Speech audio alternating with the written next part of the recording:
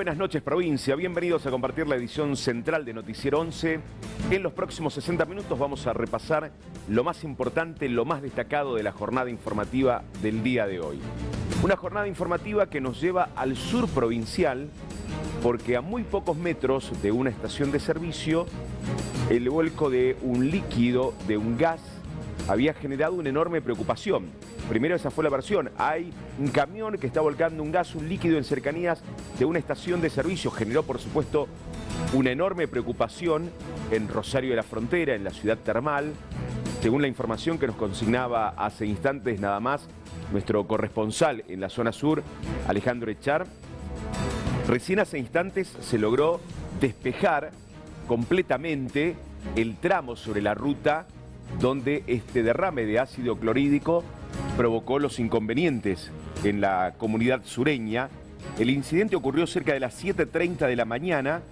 Hubo un gran despliegue de organismos de seguridad, una evacuación de todos los vecinos en cercanías y no se permitía además que se acercaran hasta el lugar. Es por eso que tampoco hay registros de mayores imágenes más que estas que se registraron en el momento. La emergencia comenzó a gestarse cuando el chofer del camión cisterna y personal de la estación de servicio advierten de la emanación de gases y el característico fuerte olor y picante que rápidamente provoca irritación en los ojos y en las vías respiratorias. Se dio aviso de la peligrosa situación por las consecuencias para la salud y que justamente no se permitió el acceso ni siquiera a los medios de comunicación y reiteramos, las imágenes corresponden a personal de bomberos voluntarios, de defensa civil, de la policía, del municipio y los trabajadores que fueron los primeros en advertir esta situación, que registraron estas imágenes. Se dio intervención para contener el derrame, neutralizar los productos para evitar una reacción explosiva, uno de los mayores peligros asociados a este tipo de químicos y además por la cercanía con la estación de servicio. Se conformó un fuerte operativo durante la jornada del día de hoy. Reiteramos, la información indica que hace instantes logró despejarse para tranquilidad y para que puedan circular sin mayores inconvenientes por la zona quienes están en el sur provincial luego de este derrame que se provocó cerca de las 7:30 de la mañana.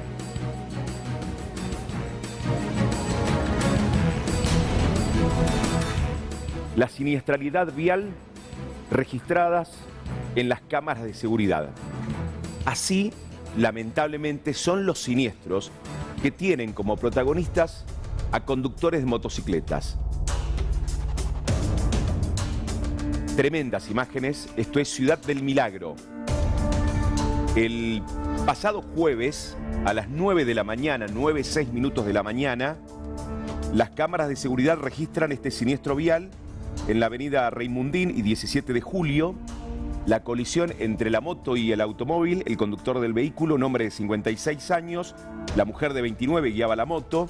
La conductora fue asistida por personal de SAMEC, trasladada al Hospital San Bernardo con politraumatismos. Una maniobra que, como siempre decimos, difícilmente se puede explicar quién tiene prioridad de paso, quién no observó al que venía circulando por otro sentido de circulación. La dependencia se hizo cargo de los trámites de rigor, se realizó el test de alcoholemia a ambos conductores con resultado negativo. Esto pasó el jueves pasado en calles de barrio Ciudad del Milagro.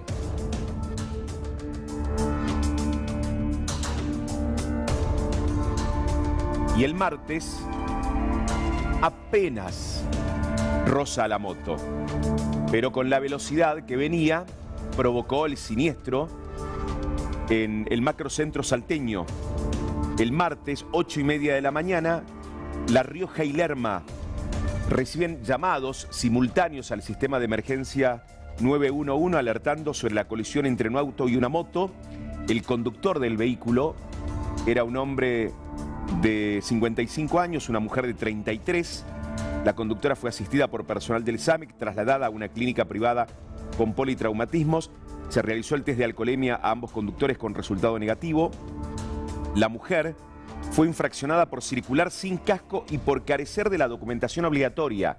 Además del siniestro, además de los golpes que recibió la mujer, también fue sancionada por circular sin el casco reglamentario y por carecer de la documentación obligatoria para transitar en un vehículo, en un motovehículo en este caso, que protagonizó el siniestro vial el pasado día martes en Rioja y Lerma.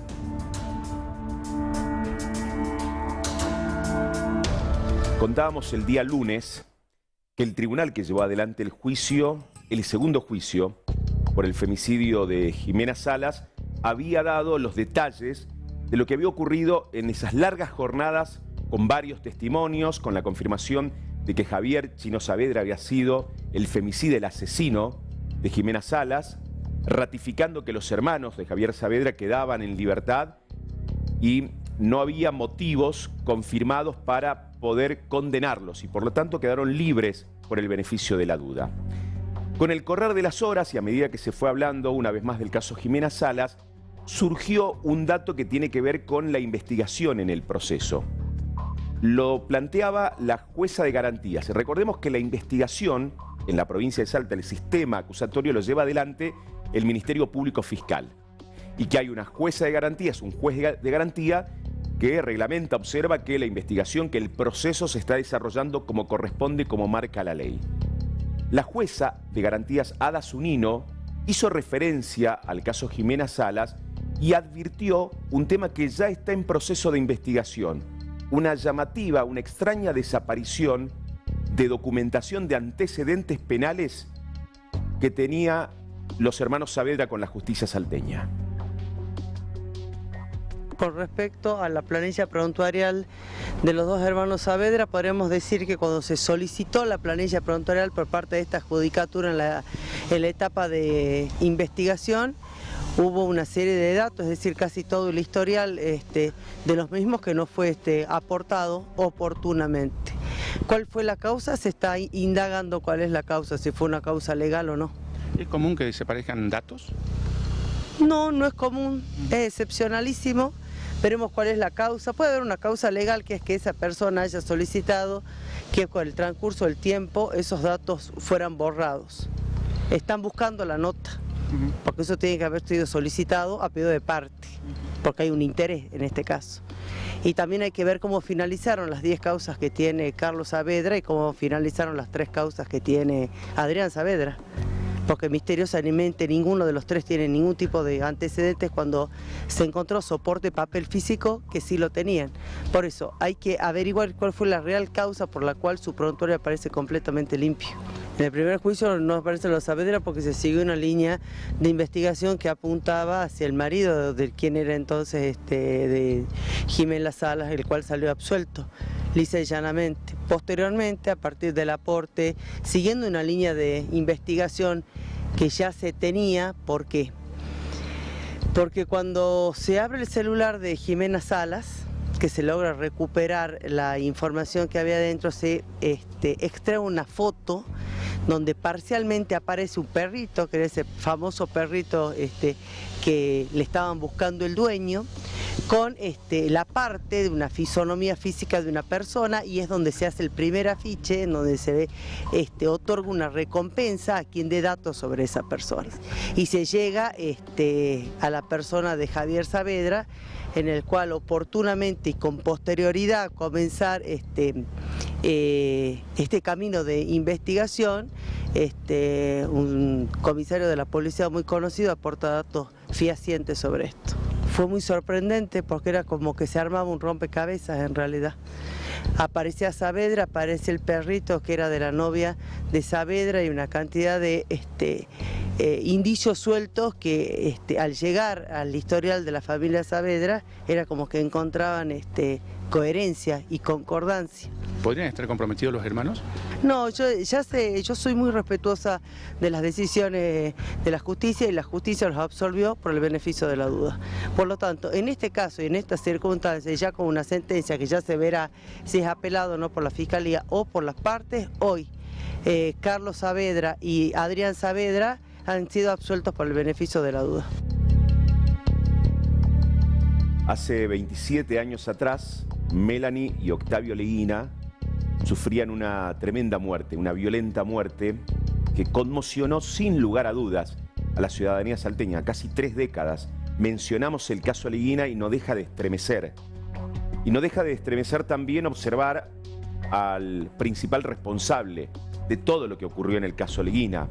Marcelo Torrico fue condenado a 25 años de prisión, que ya el año pasado, en octubre del año pasado, se cumplieron estos 25 años de prisión, y desde entonces permanentemente se rumorea la cuestión que va a quedar en libertad, que saldrá a las calles de la ciudad de Salta, que se irá a vivir a Bolivia, todas las versiones que fueron circulando luego de recordar la condena que sufriera Marcelo Torrico. La jueza Ada Zunino también lleva adelante justamente el proceso, el seguimiento de la causa, y dio detalles porque podría haber novedades la próxima semana sobre la situación procesal de Marcelo Torrico. Tenemos una reunión con el director de penal y el interno Torrico el día martes de esta semana, o sea el martes 9 de diciembre, a los efectos de determinar cómo va a seguir su causa. Quiero hablar con el director de penal acerca de cómo nos vamos a manejar tanto con los exámenes psicológicos de Torrico y los exámenes de conducta. No es un tema fácil, es un tema en que hay que articular muchos elementos y muchas personas que trabajan ahí, porque tenemos que hacerlo progresar en la pena Torrico, en el sentido de que por el principio constitucional de que las cárceles sirven para la resocialización, no para el castigo de los reos. En el caso Torrico, él por decisión propia decidió aislarse en el penal y de cierta manera ahora también quiere recuperar su libertad. Entonces ese salto de ese aislamiento profundo que él tiene a reinsertarse en la sociedad tiene que ser paulatino, lento, y bueno, y hay que ir adecuando todos los mecanismos que tiene el sistema carcelario para ver cómo va evolucionando en cada fase. Pero no sé si ahora, dentro de 2, 3 años, 5, 10, Torrico en algún momento va a salir en libertad, porque es lo que corresponde. Bueno, habrá que esperar entonces qué es lo que va a suceder también el día martes, que seguramente va a hablar mucho, ¿no? Sí, el día martes lo que quiero es articular para que de cierta manera por lo menos salga de su celda y pueda ir al patio, por así decirlo, porque él no sale ni siquiera al patio del penal. Entonces hay que comenzar a articular, porque caso contrario, el Estado argentino y el Estado provincial de cierta manera tienen una responsabilidad con respecto a cada uno de los presos. Esto puede indignar a la gente, ¿está bien? Y yo lo entiendo. Pero si se firman pactos internacionales que a su vez a través de distintos fallos jurisprudenciales a nivel nacional lo ponen en vigencia y nos obligan a reaccionar de esa manera, a conducir nuestra actividad jurisdiccional hacia esa mirada, bueno, yo lo tengo que hacer. No es por capricho, es por una obligación laboral y legal que tengo. 17 de noviembre se daban 2 hechos en un mismo sector de la ciudad de Salta. Habían apuñalado a un joven en barrio 20 de febrero, que lamentablemente perdió la vida hace algunos días atrás en el Hospital San Bernardo. Estuvimos contando la historia. En aquel momento se asoció ese hecho violento, ese crimen ahora, con las pintadas que habían aparecido muy cerca de donde se había generado esa situación. Luego se desestimó, no tenía nada que ver con las pintadas. Es que habían aparecido en esa misma jornada, en esa misma madrugada, pintadas en el predio del Club Central Norte, y hacían referencia a la comisión directiva, haciendo referencia que había balas apuntando a sus casas, textuales, palabras que habían colocado con la hinchada no se jode, con las famosas frases que se utilizan que utilizan lamentablemente los delincuentes disfrazados de simpatizantes de hinchas de equipos de fútbol, las barras. Recordemos que aquí tenemos, en el caso de Central Norte, diferentes facciones, 3 o 4 al menos, que uno observa cuando va a ver un partido de Central Norte en condición de local. Se conoció hace instantes que habría una persona detenida por esas primeras pintadas. En la madrugada del día de hoy se observó muy cerca del lugar, alvear al 500 entre Leguizamón y Rivadavia, una pintada que hace referencia a Cointe, que es un dirigente justamente de Central Norte, también utilizando la frase "con Central no se jode, hay balas para tu familia". En este caso apuntan directamente a este dirigente que viviría en esta zona de la capital salteña, que particularmente estuvo hablando ayer en horas de la tarde con los colegas de Rumbo al Ascenso, un programa deportivo de nuestra ciudad que conduce nuestro amigo, ex compañero de trabajos aquí en el canal, Seba Domínguez, que dialogó con ellos. En una de las preguntas que le hace Seba inclusive tiene que ver con las primeras pintadas. Están preparando el partido que hasta ahora se juega el próximo domingo entre Central y Juventud, un clásico marcado por esta situación de amenazas a la comisión directiva de Central Norte. Le preguntamos a nuestro colega qué pensaba después de haber dialogado con el dirigente ayer en horas de la tarde.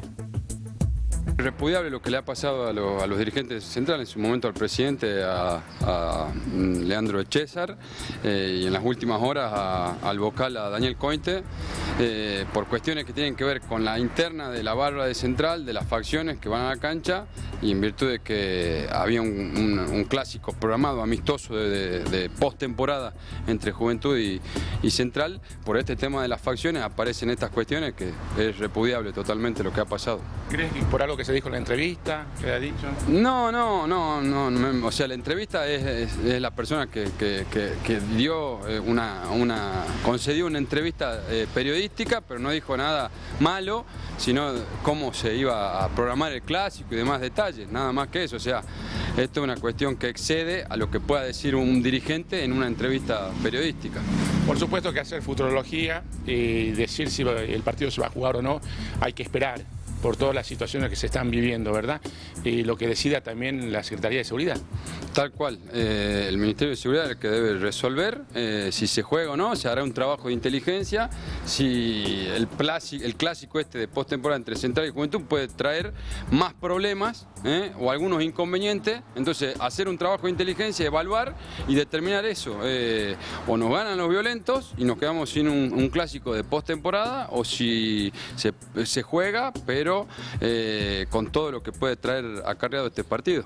Un llamado de atención, reflexión seguramente, porque cuando hablamos que vaya la familia, que vayan los chicos a divertirse, a ver fútbol, seguramente todo esto tira para atrás, ¿no? Totalmente, la gente evalúa todo hoy día, o sea, el tema económico es un detalle fundamental porque la gente hoy o este año, o este último tiempo, no fue a la cancha o fue poca, y el tema de la violencia también, eso termina determinando. Fue una temporada la que pasó con un Central que estuvo compitiendo en la segunda categoría del fútbol argentino sin inconvenientes, también que todos los partidos eran solamente hinchas locales, con un Gimnasia que también participó en esa misma categoría y no hubo problemas serios, con un con un Juventud que participó en una tercera categoría que tampoco hubo inconvenientes, pero bueno, hay un tema en Salta que es grave, que es el tema de las facciones que hay dentro de la misma institución, del mismo club.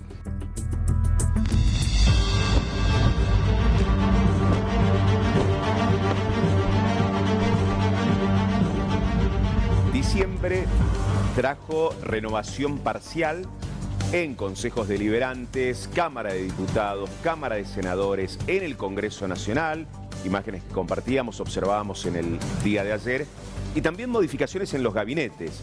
A nivel provincial, los cambios se van a conocer la semana que viene. Ya hay un nombre de quien deja el cargo, que va a ser el ministro de Gobierno, Ricardo Villada, pero se rumoreaban otros nombres, además que iban a cambiar también secretarías, subsecretarías, que iban a desaparecer, que iba a haber una reorganización. Lo mismo a nivel nacional, hemos compartido también las modificaciones en áreas como seguridad y defensa, además de jefatura de gabinete. Y a nivel municipal, si bien sin los anuncios correspondientes, pero se realizaron modificaciones, se unificaron algunas áreas y en la tarde del día de hoy prestaron juramento ante la presencia del intendente municipal, de su jefe de gabinete, las nuevas autoridades. En algunos casos, una de estas personas, funcionaria actualmente del gabinete municipal, y otros que se suman a la conducción que lleva adelante Emiliano Durán en la capital salteña. Me entusiasma mucho formar parte de este equipo porque es un equipo que apuesta primero que nada a la obra pública, se duplica el presupuesto de la obra pública para el 2026 y sin duda eso es algo transformador, es algo que concreta una esperanza en una realidad, así que estoy muy contento de poder acompañarlo, Emiliano Durán, con la visión que tiene, que es una visión muy cercana a la gente, una visión que apuesta al estudio, que apuesta al trabajo y a generar oportunidades, ¿no? Así que nuestra idea es seguir haciendo esto mucho más todavía y estar del lado de cada una de las personas que lo necesitan. 2 años, desde que iniciamos, hemos encontrado una municipalidad cerrada, sin diálogo, con mucho conflicto. Y hoy podemos decir que la municipalidad no solamente tiene cercanía con el vecino, tiene diálogo con la gente, sino que escuchamos y es abierta, ¿no? Así que se puede decir que cumplimos con ese objetivo. Bueno, se inaugura como una nueva etapa en la municipalidad, desde el lugar que me va a tocar ocupar ahora, que es turismo, deporte y cultura.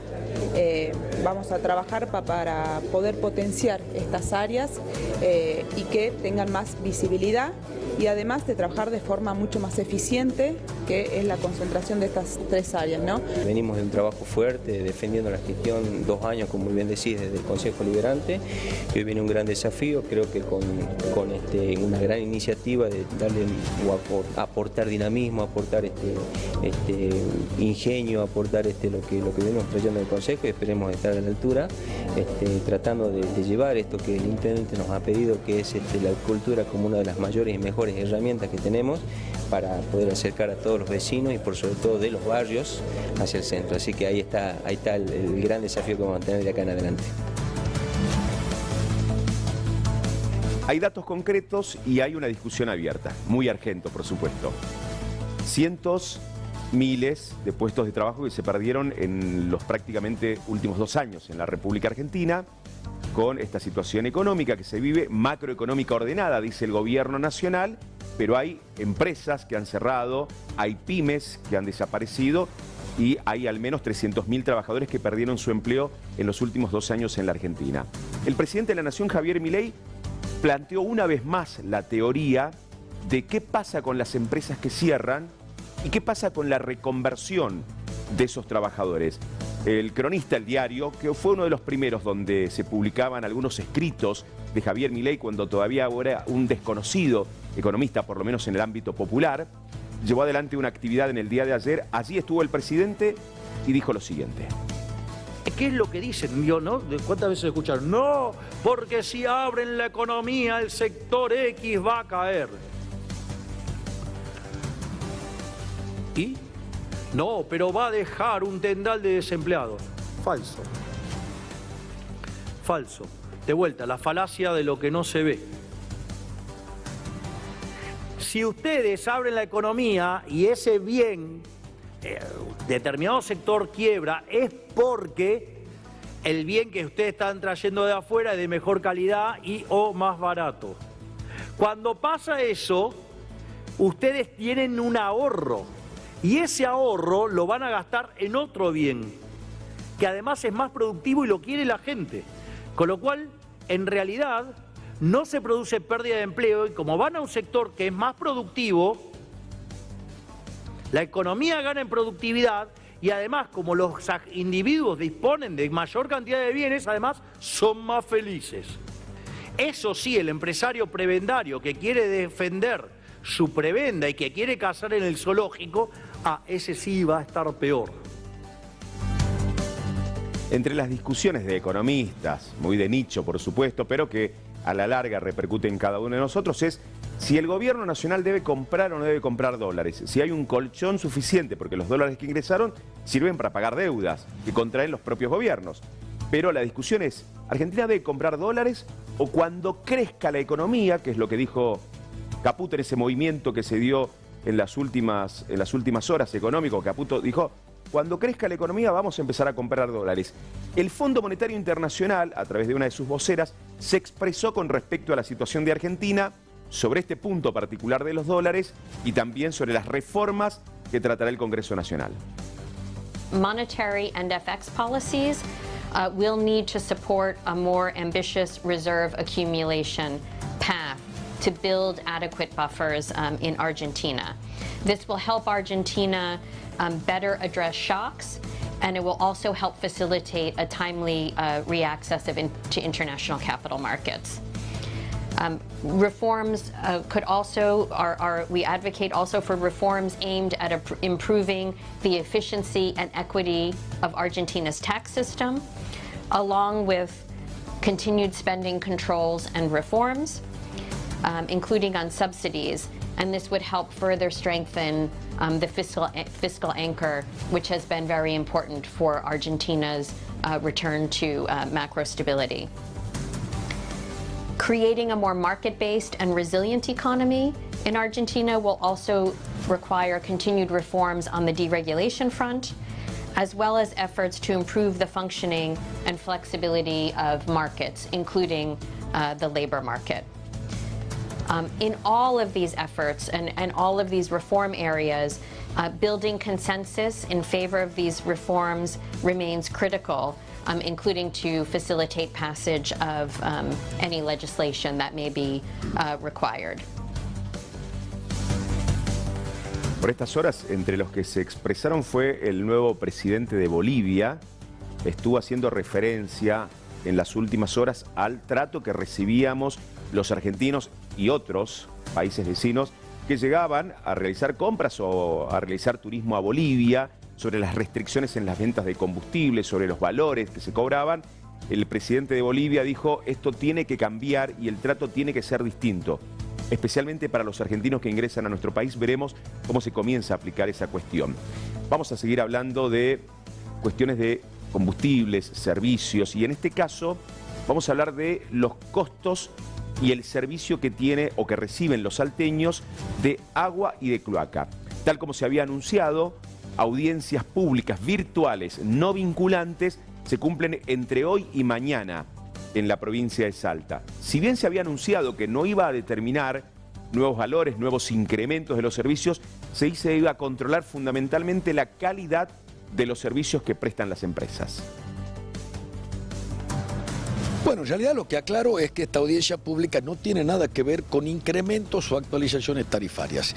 Eso para que se queden tranquilos los usuarios, que son 390.000 familias actualmente, porque ya se ha sancionado una ley, es antitarifazo, es decir, desde el año pasado lo que se hace es actualizar mensualmente en base al índice inflacionario que publica el INDEC, que es el IPC, y como es el 40-45% la incidencia, si es que la inflación es 1%, usted tiene 0,45%, si la inflación es 12, 0,90%, es decir, creo yo que ha tenido un éxito en este periodo de estabilidad y hay que reconocerle al gobierno nacional que ha tenido una política que viene atenuando. Por supuesto, tiene traducción que quizás provoca algún tipo de impacto económico fuerte, otras políticas que tiene el gobierno nacional que también la estamos discutiendo. ¿Qué hacemos con los subsidios? Mientras Nación está trabajando en la reducción de subsidios, encarece el precio de la energía que compra Edesa a Camesa y eso impacta en la factura. Nosotros venimos poniendo a consideración, primero, la continuidad de la tarifa diferencial por zona cálida. 106.000 familias de los departamentos de Orán, San Martín, Rivadavia, General Güemes y Anta, más los municipios de La Candelaria, El Galpón y El Potrero, tienen de 30 a 50% de descuento desde noviembre a marzo. 134.500 familias tienen tarifa social, ganan menos de 800.000 pesos. Ellos tienen también unas reducciones que equivalen al 50% del que paga el resto, que sí tiene con qué pagar porque tiene altos ingresos. Tenemos más de 20.000 familias que tienen descuentos de 60 a 100%, son los que están lindando la indigencia, los que realmente están con mucha dificultad. Este es un tiempo difícil, mucha gente viene acá buscando planes de pago, le cortan el servicio, va a pedir un préstamo, o sea, la recesión, más el contexto global de costos habla de que la plata no alcanza como antes y esta gente es ayudada. Vamos a hablar del servicio impropio de pasajeros. Lo conocemos coloquialmente como taxis y remises. Una readecuación tarifaria que ya venían solicitando taxistas y remiseros. Por ejemplo, las plataformas no tienen un valor concreto, sino que va variando de acuerdo a la oferta y demanda. Lo que sí, el mínimo que tenían las aplicaciones de viajes aumentó entre un 10 y un 15% en el último mes. Quizás tenga que ver con el aumento que ha tenido el combustible en nuestro país. Pero las tarifas de taxis y remises sí están con el análisis de la Autoridad Metropolitana de Transporte, la MT. Inició el proceso de readecuación tarifaria para taxis y remises que fue solicitado por los sectores de transporte impropio. Cabe resaltar, dice el informe, el parte oficial, que para este proceso se pone a disposición un documento de consulta en el cual podrán participar todos los vecinos de la ciudad de Salta, instituciones y organizaciones interesadas. Quienes deseen conocer el documento de convocatoria podrán acercarse a las oficinas de la MT, que está en Santiago del Estero 2245, de 8 a 14 horas. Además, se conoció que en tal sentido, este documento de consulta estará disponible para el público a partir del día de mañana y hasta el lunes 15 de diciembre, durante 5 días hábiles. Durante este periodo de tiempo se va a llevar adelante la consulta correspondiente y se podrán brindar las opiniones necesarias. Todo indica que habrá una readecuación por lo menos de un 10% en las tarifas de taxis y remises.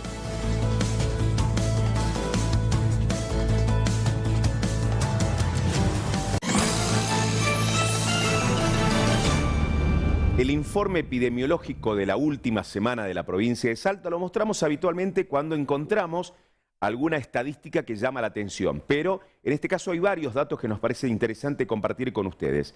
El primero, y con el comienzo de las lluvias: temperaturas altas, humedad, mosquito, dengue. Por supuesto que chikungunya son inevitablemente temas que nos han tenido en los últimos años, hace muchos, algunos departamentos del norte, pero en los últimos años a toda la provincia y a gran parte del país. El informe epidemiológico que dio a conocer el Ministerio de Salud de la provincia de Salta a través del área de epidemiología consigna que no se confirmaron casos de dengue desde el inicio de la vigilancia epidemiológica, que corresponde a parte del 2025 y parte del 2026. Hay 180 sospechosos con síntomas compatibles notificados, 166 fueron descartados con pruebas de laboratorio, 14 están en estudio.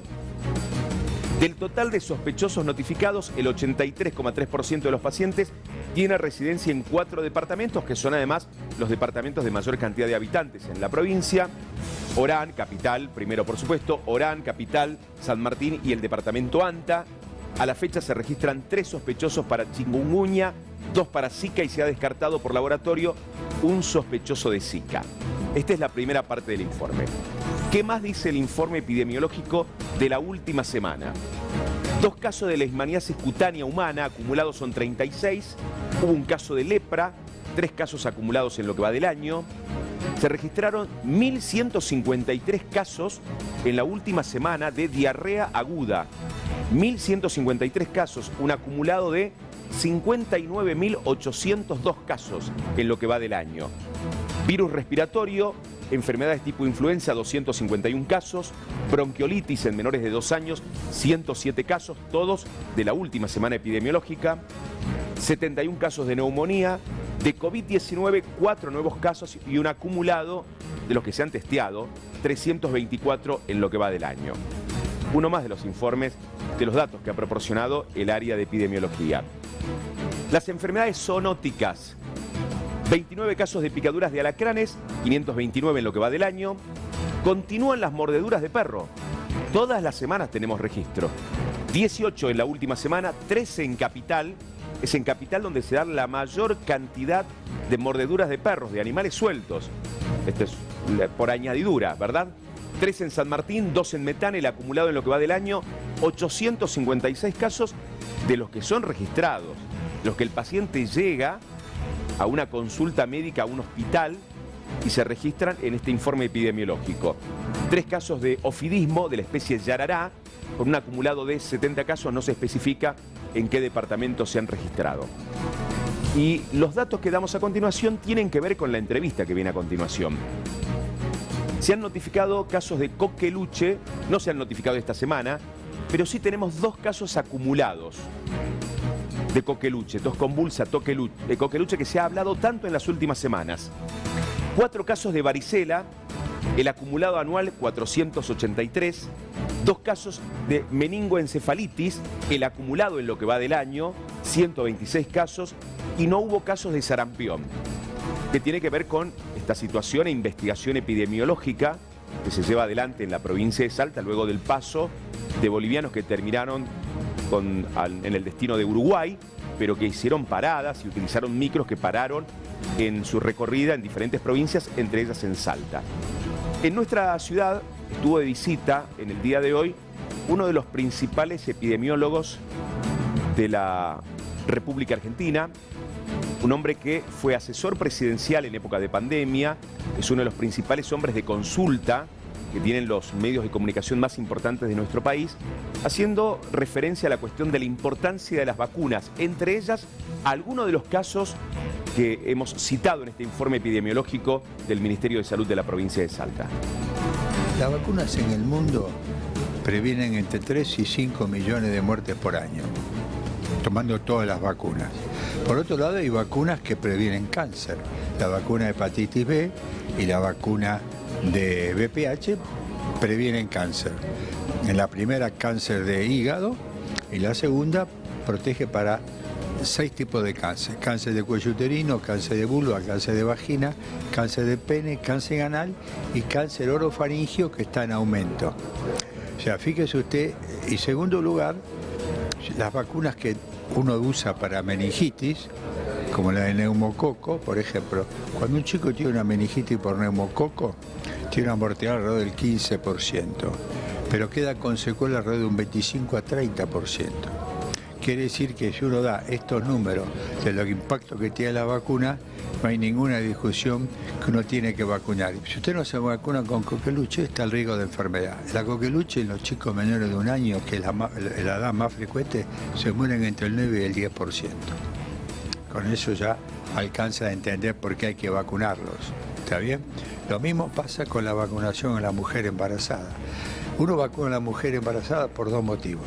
Por un lado, proteger a la mujer, pero el otro es que le pase anticuerpos al niño cuando nace, para tener anticuerpos que lo protegen frente a determinadas enfermedades. Si la mujer les cae a la mujer embarazada las coberturas, el riesgo de los chicos aumenta. ¿Los refuerzos de la vacunación a los niños de 5 y 11 años es importante? Es absolutamente importante, porque en el calendario nuestro, como de otros países, a los 5 años, que antes se llamaba ingreso escolar y ahora pusimos 5 años, es la clave, porque hay muchos refuerzos. Si a usted se le cae la cantidad de coberturas a esa edad, usted hipoteca, porque los anticuerpos empiezan a perderse y empiezan a reaparecer enfermedades.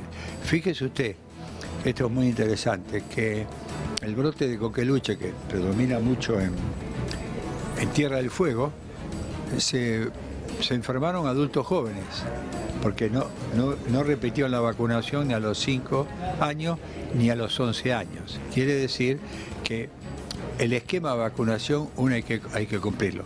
Lo que usted plantea, la vacunación escolar o a los 5 años en la Argentina está muy caída, no supera el 50-55%.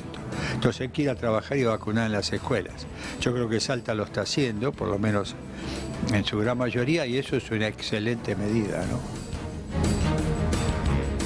El jefe del área en el Hospital Gutiérrez, en Buenos Aires, uno de los hospitales más importantes, es uno de los epidemiólogos, infectólogos más importantes de la República Argentina, fue asesor presidencial, un hombre que ha recorrido el mundo con respecto a este tipo de análisis, de infectología, datos de lo que ha ocurrido desde la pandemia a esta parte, ha sido referencia en los principales medios de comunicación.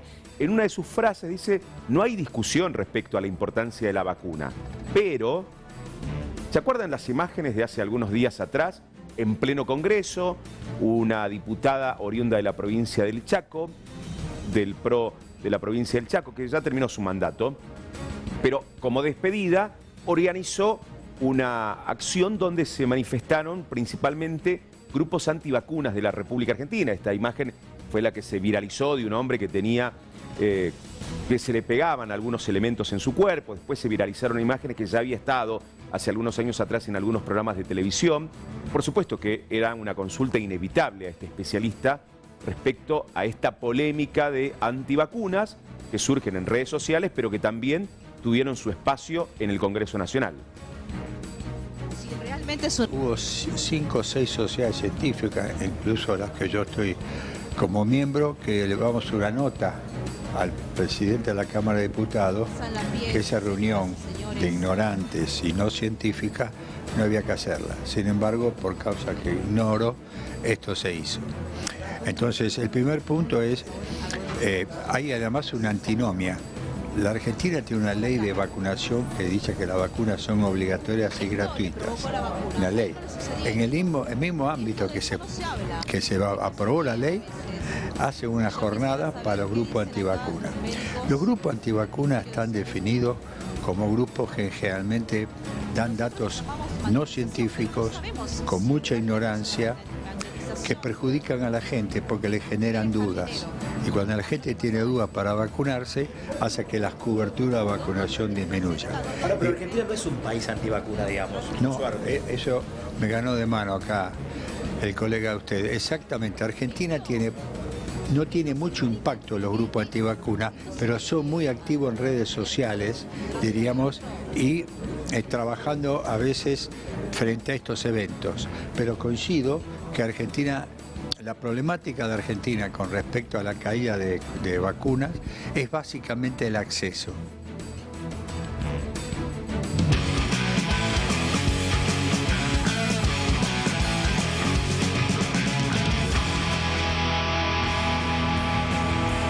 Nos ponemos en modo deportivo.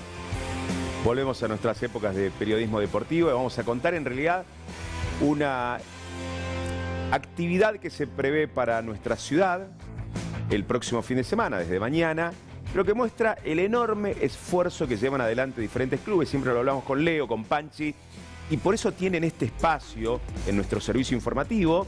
Podríamos poner tranquilamente los goles de la Champions, del fútbol italiano, de la Premier, que por supuesto los compartimos habitualmente, pero que debemos darle lugar a este tipo de tareas. Estas imágenes muestran parte de lo que significa lo que hace Atléticos Béisbol Club situado en el norte de la ciudad de Salta, pero que es un reflejo de cómo Salta vive el béisbol, un deporte que va creciendo, que todos los años hablamos de la importancia que tiene Salta para el béisbol a nivel país, y han organizado un evento durante el fin de semana. Arranca mañana y conocemos más detalles de la actividad.